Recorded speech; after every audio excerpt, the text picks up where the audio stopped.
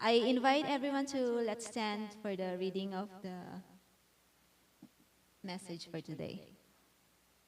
So I will read from in Romans chapter 1, verses 18 to 25. It's from the Message translation.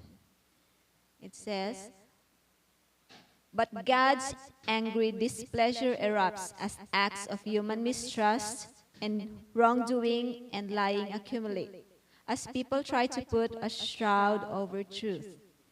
But the basic reality of God is plain and enough. Open your eyes, and there it is. What? By taking a long and thoughtful look at what God has created, people have always been able to see what their eyes as such can't see. Eternal power, for instance, and the mystery of His divine being. So nobody has a good excuse. What happened was this. People knew God perfectly well, but when they didn't treat Him like God, refusing to worship Him, they trivialized themselves into silliness and confusion, so that there was neither sense nor direction left in their lives. They pretended to know it all, but were illiterate regarding life. They traded the glory of God, who holds the whole world in His hands, for cheap figurines you can buy at any roadside stand. So God said, in effect, if that's what you want, that's what you get. It wasn't long before they were living in a pig pen, smeared with filth, filthy inside and out.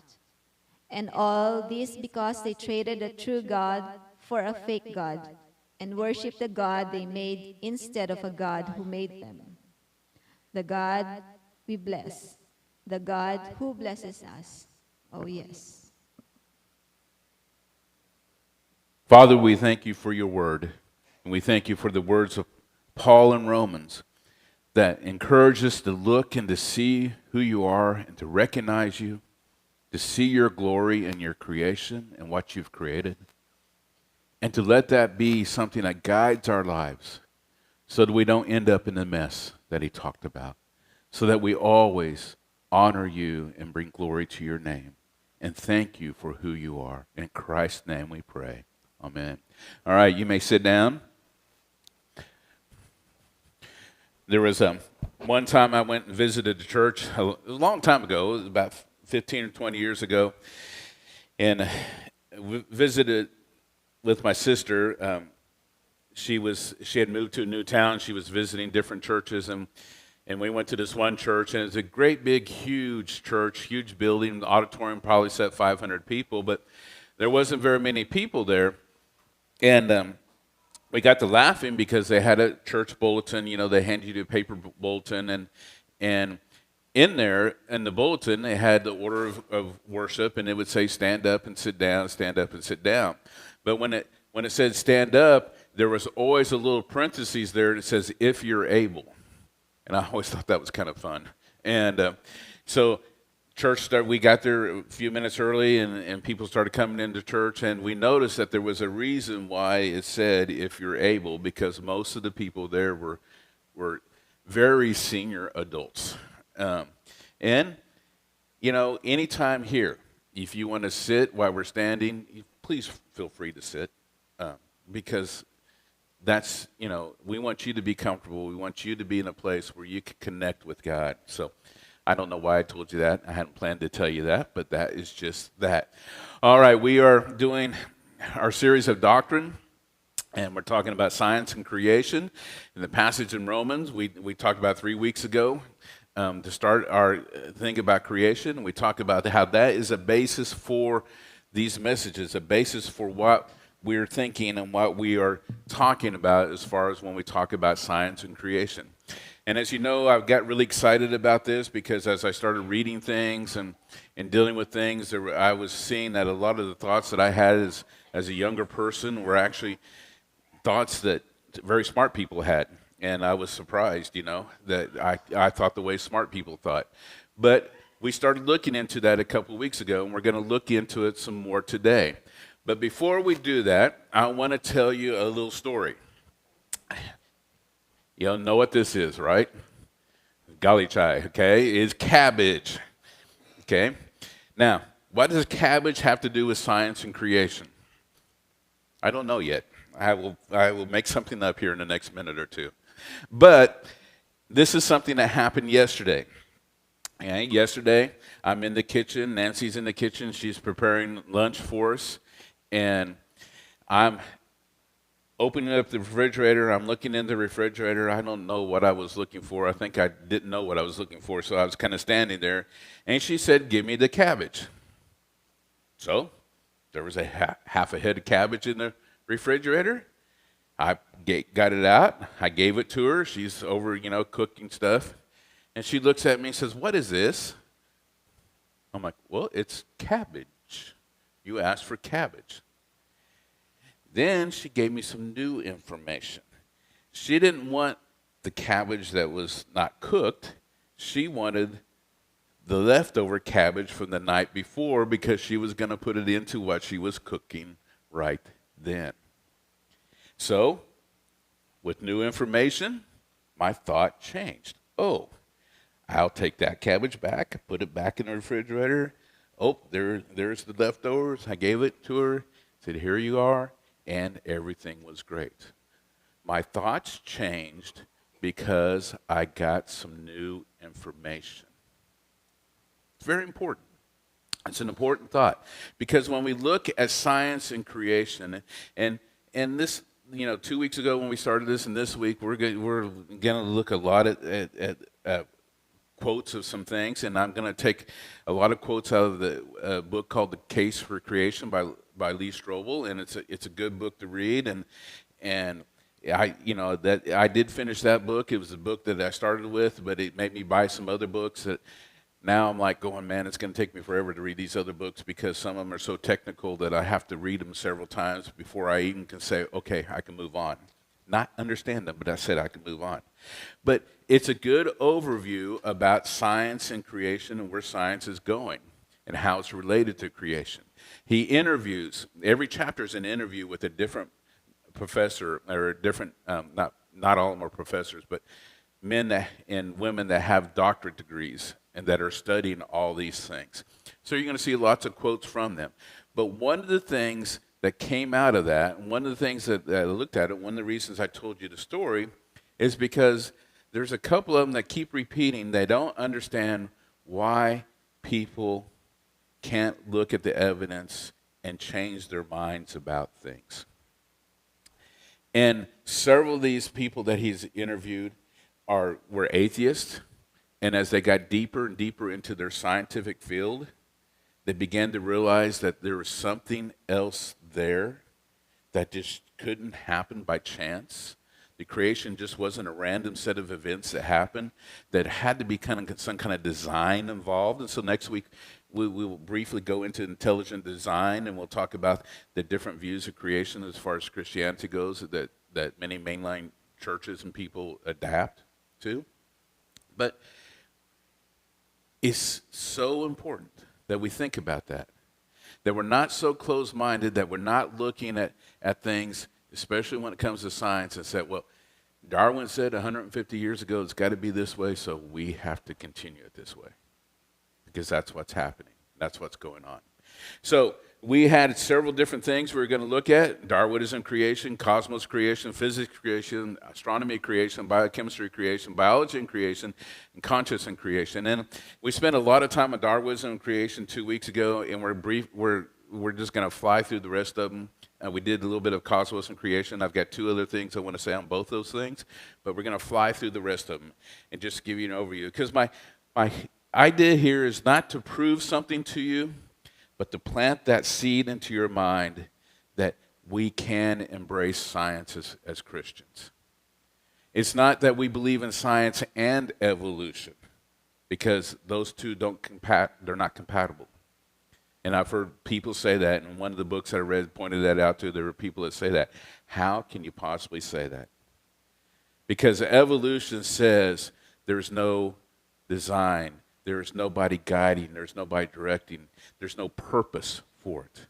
but we believe in a God who created with a purpose for you to have life, a purpose for you to have purpose in your life, a purpose for you to have a relationship with him. So we'll look at some of these things real quickly. Now, I want to point this out to you. I didn't plan to do this, but there was an interesting article that came out this week about it. Okay, the Akipotoric. I don't know how to say that. Okay, some ancient fossil that was a bird. Now, in the past, this bird, this fossil, this bird, and even they found the first one was there's only 14 of them ever been found throughout in all the time. The first one was found about 15 years after Darwin published his book, and everybody said, "Oh, this is a missing link between dinosaurs and birds," because if you look at it, it kind of looks like a dinosaur, and it kind of looks like a bird. And in the fossils, you can see that it had feathers, so they know it was feathered. Okay, now. Why it prompted me to tell you about this again, or show it to you this week, was because this is an article that came out in, it was in several different news agencies, but it came out, this particular thing was on Fox News, and I was like, what?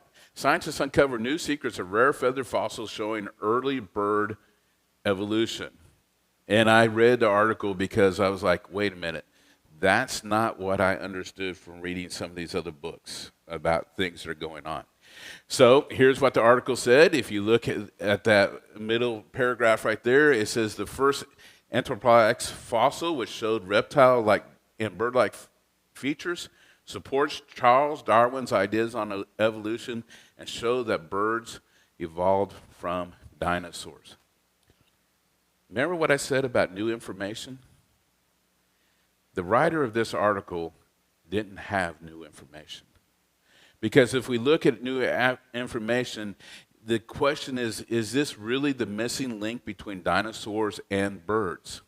And there was a researcher, another doctor, Larry Martin. Larry Martin was a University of Kansas professor and was considered one of the leading researchers, and especially when we talked about this particular fossil, we talked about birds and reptiles and where we're going. And look what he says. It says, the discovery of older and more primitive bipedal anosauruses provide an alternative ancestry lacking specialization that seems to bar dinosaurs from distinct avian ancestry. Did you get what he said? He's saying there is no link between dinosaurs and birds, okay? He goes on, he says this. In fact, it's a very typical bird in most respects, significantly older than any credible evidence for the Dromaeosaurus, the dinosaurs thought to be closest to the birds. So if you read what he says in his article in this paper that he wrote, Origin of Avian Flight, he says that basically every dinosaur that we think is close to a bird, this animal lived millions of years before those animals lived. So how can it be the missing link when it was there before what it was linking together? Make sense? Okay. Jonathan Wells, in the case of Gator, says this, that he says the paleontologist from the University of Kansas said clearly in 1985, it is not an ancestor of any modern birds. Instead, it's a member of a totally extinct group of birds. 1985, 40 years ago, this new information was coming out, but yet we still have people writing articles saying it is a link between dinosaur and birds. My point is this: when you hear things about science, you need to view it. You need to research it. Don't take it just for granted, okay? There's so many things that come along nowadays, with social media and everything else. If when I remember when COVID was 5 years ago, there was things coming out. If you do this, you won't get COVID. If you do this, you won't get COVID, okay? Or if you do this, you will get COVID. Every time I go to see the doctor, if I'm a little bit sick, what does the doctor tell me? Oh, you can't have anything cold. You can't have anything like that. I'm like, oh, yeah? You just watch,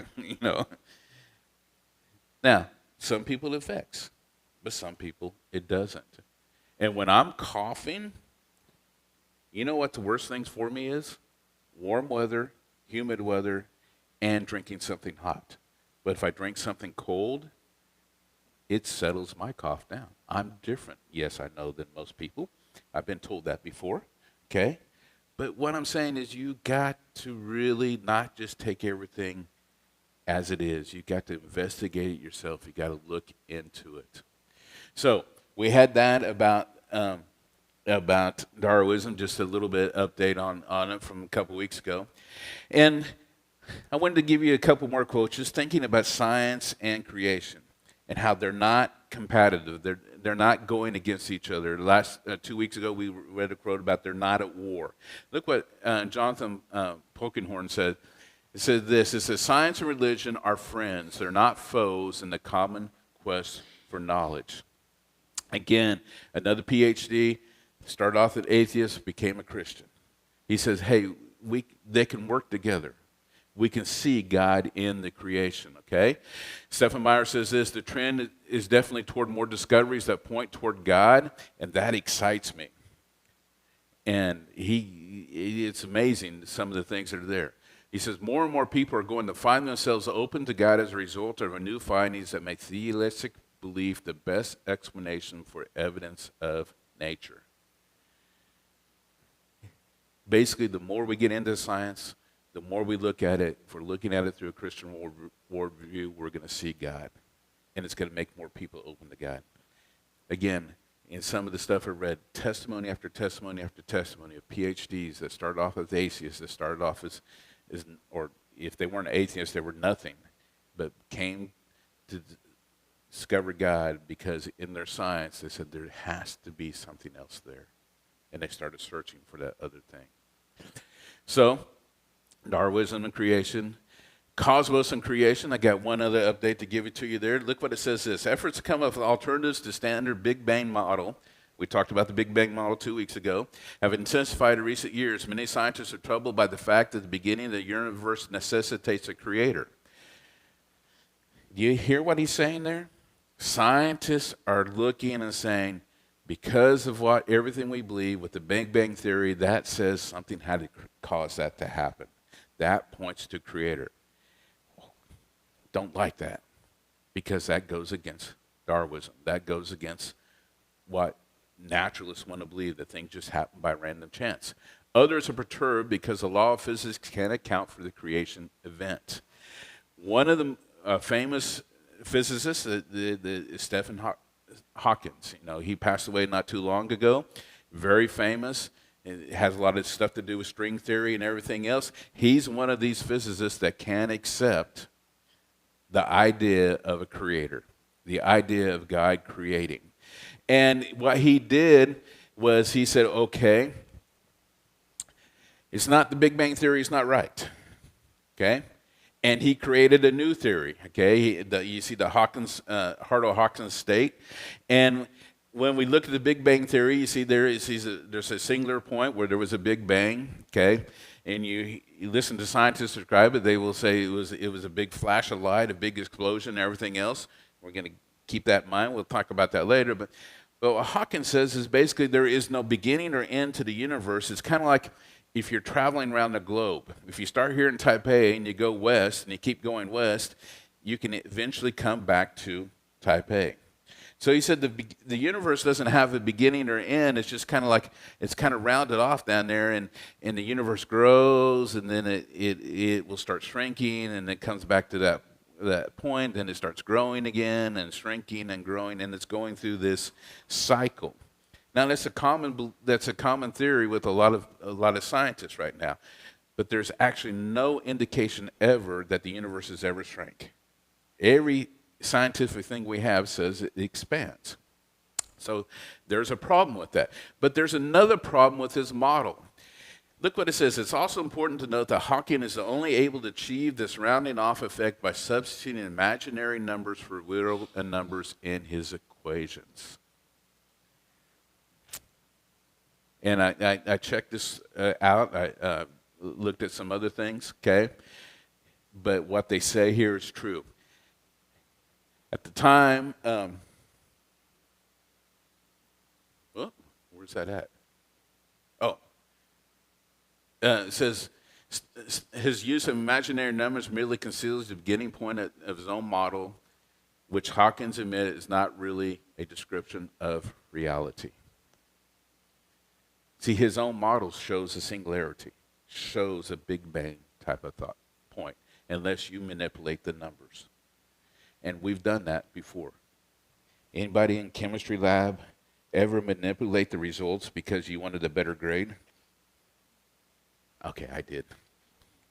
I remember doing that in high school. We knew what the outcome should be, but our outcome wasn't there at all. So we just like, okay, we just wrote it in. Okay. Think less of me if you want to, but that's what I did. Okay. God has forgiven me. You can forgive me too.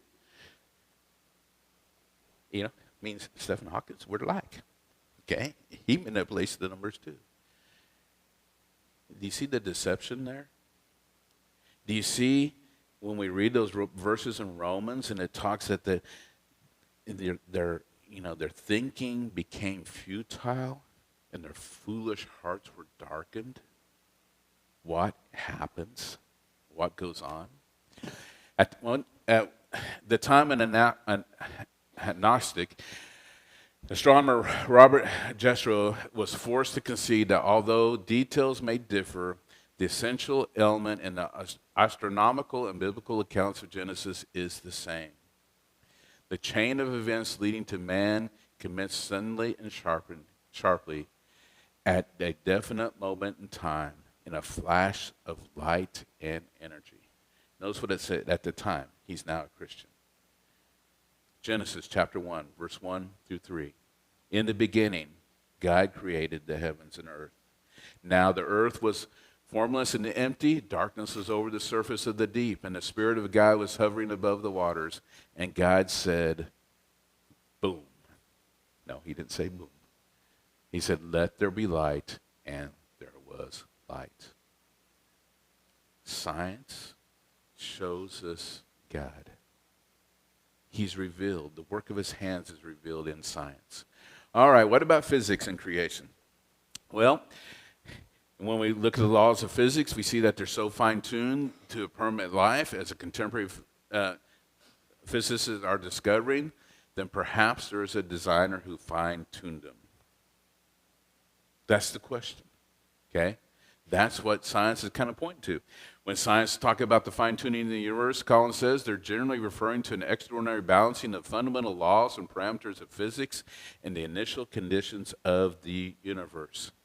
And we're going to read some quotes later too, but it's amazing when they talk about the universe and they talk about the earth and they talk about the sun, they talk about our solar system, they talk about everything, where everything is, it is really finely tuned. If we were just a little bit other place in the Milky Way galaxy, if we weren't located where we were, life could not exist.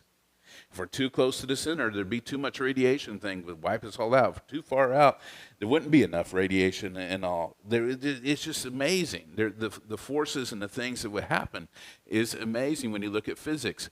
Okay, the constant of gravity, what gravity we experience here, it allows so many things to happen for us to create life for us. It says our minds can't comprehend the precision of some of them. The result of the universe is just the right conditions to sustain life. The coincidences are simply too amazing to have been a result of happenstance. The impression of design is overwhelming. That's what science is showing. But it's just what God in the Bible told us it was the case, that his glory would be revealed in the creation. In physics, we have an uncanny degree of harmony, symmetry, and proportionality, and sometimes and we see something that I call discoverability. By that I mean the laws of nature seem to have been carefully arranged so that they can be discovered by beings with our level of intelligence. That not only fits the idea of design, but it also suggests a providential purpose for humankind. That is to learn about our habitat and develop a sense of science and technology. God says, there it is. Go discover it. Discover me in it. Psalms chapter 8, verses 3 and 4. When I consider your heavens, the work of your fingers, the moon and the stars which you have set in place, What is mankind that you are mindful of them? Human beings that you care for them. What about astronomy? The universe has not been made out of the most exacting, or if the universe had not been made with the most exacting precision, we have never come into existence. So, we're not just talking about conditions here on Earth. We're talking about conditions in the whole universe, okay? Our location in the universe, in our galaxy, in our solar system, as well as things such as the size and rotation of the Earth, the mass of the moon, the sun, and so forth, whole range of factors conspired together in an amazing way to make Earth an habitable planet. You know, it talks about this in the Case for Creator, but it also talks about in another book about the sun. And how when I was growing up, we were just told the sun is just one of billions and billions of stars out there. Okay, it's not, you know, there's nothing special about it or anything else. It's just a star. But science has discovered that our sun is a special star. Okay, first of all, the type of star it is, the type of light it emits, the type of radiation it emits, the size of it, all those things are so important and important to setting the conditions for life to be available on the Earth. If it was a red dwarf star, not a red dwarf, was a red dwarf star. But anyway, the most common star is like a red dwarf star, and if it was one of those stars, life couldn't exist. Okay? The sun, the type of star the sun is, there's actually, compared to the rest of the stars, there's not very many of them. Okay? So it's important. It's important. The very same conditions that allow for intelligent life on Earth also make it strangely well suited for viewing the amazing universe. And there were two astronomers that they interviewed, and they were talking about how because of where our solar system is, where our sun is, and because of the place in the Milky Way, we have a clear view to see not only our galaxy, but other galaxies. And it was just like that God put us there so we could see, so we could explore, so we could understand. We inhabit a location in the Milky Way that's fortunately optimal for life, but also our location helps to provide the best overall platform for making a diverse range of discoveries for astronomers and cosmologists. Cosmologists, not cosmetologists. I don't think people who are into beauty are discovering the universe. Well, maybe they are, okay? Our location is away from the galaxy center, and the flat plane of the disk provides a particular privileged vantage point for observing both nearby and distant stars. See, God didn't only say, discover me in the creation. He says, I'm setting it up so you can discover me. Isn't that cool? Isn't that cool with the thing about the physics laws being easily discovered, about the universe being discovered, galaxy? God says, hey, I'm putting it out there for you. Go find it, okay? Where were you when I laid the earth's foundation, said God. Tell me if you understand. Who marked off the dimensions? Surely you know. Who stretched the measuring line across it? Or on what were its footings set? Who laid its cornerstone? The earth takes shape like clay under a seal. Its features stand out like those of a garment. One of the interesting things that I read talked about, and I can remember this, that a long time ago,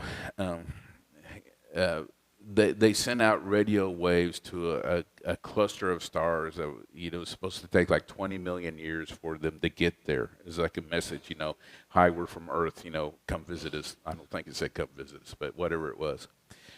And one of the books it talked a little bit about that and said that we give this perception that there are planets out there that have life. And it said that one of the funniest things about it was that this group of stars, the star cluster that this message was targeted for and sent out to, probably out of all the stars that are out there, is one of the least possible places for there to be intelligent life, for there to be any kind of life at all, because of how hostile those environments are.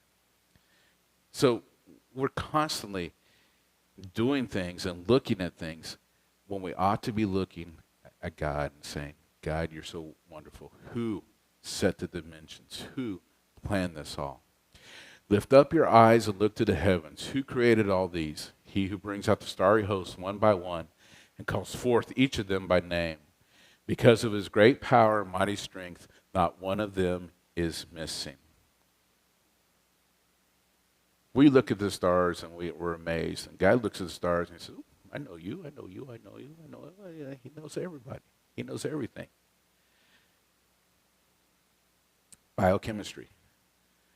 Oh, yeah, I had to read this section several times. I had to read another book.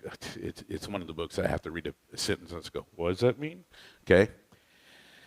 But so fascinating. Darwin said as in origin of species, if it could be demonstrated that any complex organ existed which could not have been possibly formed by numerous successive slight modifications, my theory would absolutely break down. Then look at this concept of irreducible complexity. If a system or device is irreducibly complex, it has a number of different components that all work together to accomplish the task of the system. And if you remove one of the components, the system will no longer function. And some of you know this, and some of you know that the classic example is a simple mousetrap. You take away the spring, you don't have a mousetrap. You take away the hammer, you don't have the mousetrap. You take away the piece of wood that everything's tacked down to, you don't have a mousetrap. Now, the mousetrap can't function without any of those things. And if you look at evolution, evolution says that, well, there was first a piece of wood, and it started functioning as a mousetrap, and then a spring happened. But it wouldn't function. It has to have all the components. And the same thing is true for us, for ourselves. It's highly unlikely to be built piece by piece the Darwin process because the system has to be fully present in order to it to function. See, Darwin says a fully functioning system has a mutation that changes it, makes it better. But where did that fully functioning system come from? Okay? And they start talking about cells and everything else, and how cells are machines and tiny machines, and how they're so efficient and they're so much better than anything we could possibly build. And again, that points to design. All sovereign Lord, you made the heavens and earth by your great power and outstretched hand. Nothing is too hard for you. God's able to do it. God's able to create it. Biology, okay, here's a certain level of folding that a protein has to have called this tertiary structure. It's necessary for it to perform a function that you don't get from that kind of structure in a protein unless you have at least 75 amino acids or so, and that may be conservative. One of the things they said, we could take a fully functioning cell, we can take a test tube, we can fill it full of liquids, put the right salts, everything else in there so that that cell would survive and live. And then we can go in there and we could poke a hole in the cell and let everything drain out into the liquid, and that test tube could sit there for millions of years and it never would form a cell again, even though all the right components are there. There's something about the structure that makes it work. There's something about the structure. And when they start talking about cells, they were talking about when it makes proteins, that there's literally highways in the cell that takes the right protein to the right place and puts it in the right place. Different things like that. Amazing, okay? Consider what you need to make a protein molecule from chance. First, you need the right bonds between the amino acids. Second, amino acids come in right-handed and left-handed version. You've got to get only the left-handed versions. Third, amino acids must link up in a specific sequence, like letters in a sentence. Okay? And we're talking about just for one protein. And look what he says here. Run the odds of these things falling into place on their own. You have to find the possibilities of forming a rather short functional protein at a random would be one chance in 100,000 trillion, trillion, trillion, trillion, trillion, trillion, trillion, trillion, trillion, trillion. I may have not got all the trillions or may have put an extra one in. Who knows? That's 10 with 125 zeros after it. That's just for one simple protein. You got billions upon trillions of proteins in you. A minimally complex cell would need between 300 800 and 500 protein molecules. Okay? It's amazing. You consider it. Colossians 1:16 and 17. For in him all things were created, the things in heaven and things on earth, visible and invisible, whether thrones or powers or rulers or authority, all things have been created through him and for him. He is before all things, and him all things hold together. You know, going back to Larry Martin, talking in that paper he wrote, he said one of the things he wrote, he talked about the different fossils we have and the different dinosaur records we have, and he said, you know, one of the things that we have seen animals that have lost their wings or lost their ability to fly, but we have never seen animals that gained the ability to fly in the fossil record. See, God creates everything, and he sets it in place where it should be, and he holds it together. Birds still fly because God has maintained that. We still walk, we still talk, we still breathe, we still think because God has maintained that. So, last thing, conscience and creation. All right. This guy's named Wilder Penfield. He is considered the father of modern neurosurgery. Passed away several years ago. I think he'd be about 120 years old now if he was still alive. And so he did a lot of experiments back in the 50s and 60s and 70s. Okay? And one of the experiments he did was they opened up a person's brain. You know, back then you could do stuff like this. And they knew where to apply some electrical stimulus to cause your muscles to contract and things like that. So they purposely, what they did was they said, okay, we're going to, I don't remember which hand it was, but we're going to like cause your left hand to, you know, move around and do things with electrical stimulation, and we want you to stop it. Okay? So they did that. And what they found was everybody else took their other hand and then made it stop. Okay? So he started wondering, well, why is that so? Why are we able in our minds to override an electrical stimulus? Because if electric stimulus was responsible for everything, then how are we override it? And he came to the deduction that we have both body and spirit, or both mind and spirit. Okay, it says that he ends up agreeing with the Bible's assertion that human beings are both body and spirit. Look what he says: to expect the highest brain mechanism or any set of reflexes, however complicated, to carry out what the mind does, perform all the functions of the mind is quite absurd. He said electrical stimulation doesn't do it. How the body works, firing electrical charges, doesn't do it. There's something else there.